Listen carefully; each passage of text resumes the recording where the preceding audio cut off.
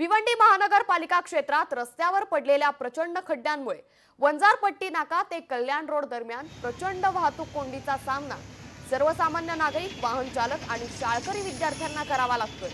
विशेष म्हणजे या रस्त्यावर महानगरपालिकेने 60 लाख रुपये खर्च करून सिग्नल यंत्रणा बसवली, मात्र मागील 2 वर्षांपासून ही सिग्नल यंत्रणा कधी सुरूच झाली नाहीये। याचाच आढावा घेतला आमचे प्रतिनिधी अभिजित हिरे यांनी।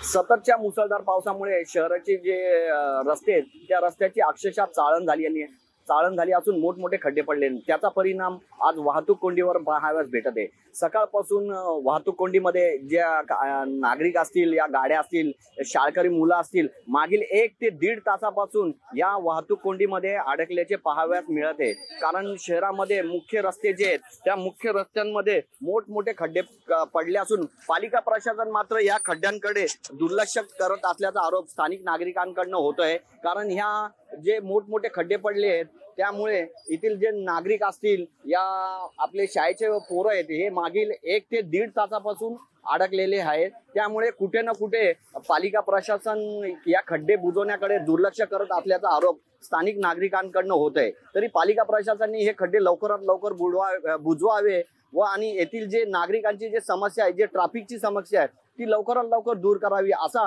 प्रश्न उपस्थित राहिला आहे। अभिजित हिरे, लोकशाही न्यूज, भिवंडी। 1.5 तासापासून इथं अटकलेलं आहे आणि पुढच्या खड्ड्यांमुळे जास्त त्रास राहिलेला आहे आणि मला कल्याण इथं जायचंय आणि याच्या पुढे नगरपालिकेने काहीतरी व्यवस्थित करावे। 1 बजे से लेके इष्टि से कल्याण नगर भी पहुंच नहीं पाए, पौने 2 हो चुका है।